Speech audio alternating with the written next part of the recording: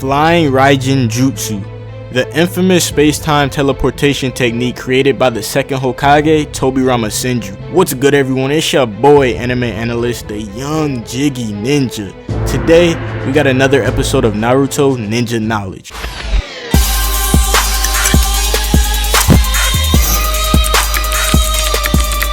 The Flying Thunder God technique, also called Flying RAIJIN, is a space-time ninjutsu invented by the second Hokage, Tobirama Senju. Now later on, the technique gained quite the reputation by the fourth Hokage's use of it, and it led Minato to be named Konoha's Yellow Flash. Now, before I go into detail, you have to understand what space-time ninjutsu is. Space-time ninjutsu allows the user to shape the space-time continuum, which is basically a model that combines space and time into one connected thing, and it allows you to warp anything targeted into a dimensional void and teleport it back to another location instantaneously. Now, for example, all summoning based techniques are space-time ninjutsu because they're literally warping the targets through a dimensional void to the summoner's location. Also, another quick little fact, did you know that space-time ninjutsu allows one to bypass any barrier ninjutsu? Because barriers, they only stretch over the dimension that the user placed them upon. So, for instance, it was questioned how the masked man during the Nine-Tails attack slipped through all of the Leaf Village security precautions and barriers. As you know, masked man Obito has access to Kamui, which is a space-time ninjutsu, and that's how he was able to basically slip through the barriers because he was in another dimension.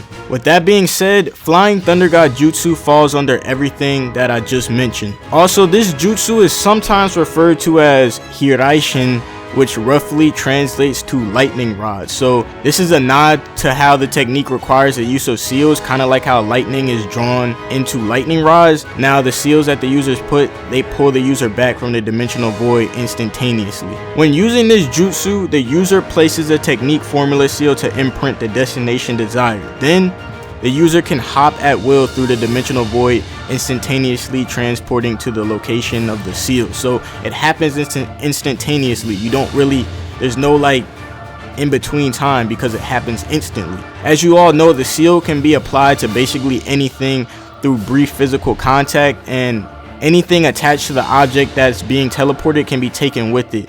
This is how users of the technique teleport others with them.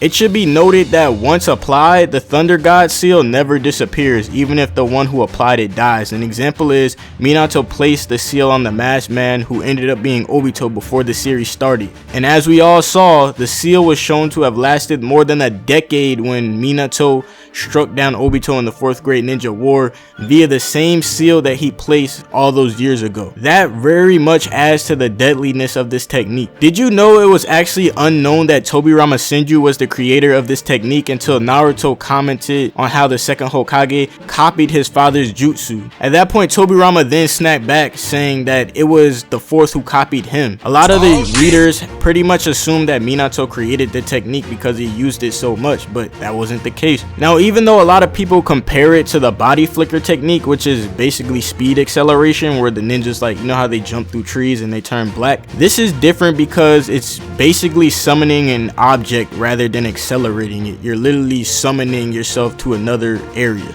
Something worth mentioning is that Tobirama Senju definitely used this technique to his advantage when he was facing Sharingan users with extraordinary predictive skills, because this jutsu can catch even those with the best reflexes and predictive skills off guard because it's so instant with its movement. As shown in the show and the manga, Tobirama, as the creator of the jutsu, has the ability to link his Flying RAIJIN with other users' marks and go and send items to the mark or things otherwise connected to the other user's chakra without sending himself. Basically what that means is that Minato is the other user, so Tobirama can link his with Minato so he can teleport onto Minato's seals. So that's definitely something extraordinary. I'm pretty sure Minato can't do that. But at the same time, you can't downplay Minato on his uses of the technique. The creator Tobirama remarked on how Minato advanced the technique / broadened the horizons with the technique.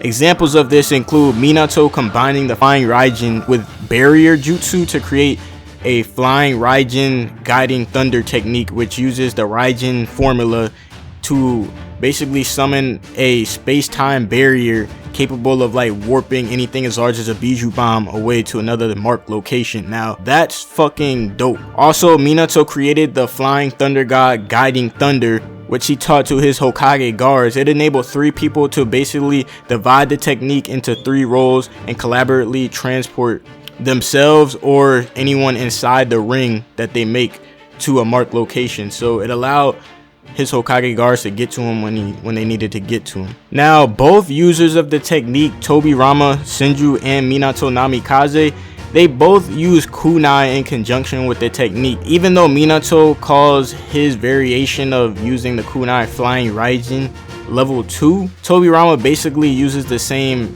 concept because you're teleporting to a object in movement, so they throw the kunai past the opponent and then teleport to it in kind of a blind spot, and you summon yourself to the location of the kunai in movement, which is usually a blind spot for the opponent since it's so fast. A neat little trick developed by Tobirama: when 2 Flying Thunder God users cooperate, they're able to use a technique called Revolving Flying Thunder God. So this basically allows 2 FTG users to swap places once they've marked each other with their respective marks. Now, when it's used alone, Tobirama can generally use this technique with a shadow clone. With that being said, this concludes today's episode of Naruto Ninja Knowledge. If you learned anything or found the video interesting, please leave a like because it is greatly appreciated. Definitely check out the previous episodes of Naruto Ninja Knowledge and gain some more insight. It's your boy AnimeAnalyst, the young Jiggy Ninja. I'm out of here. Peace.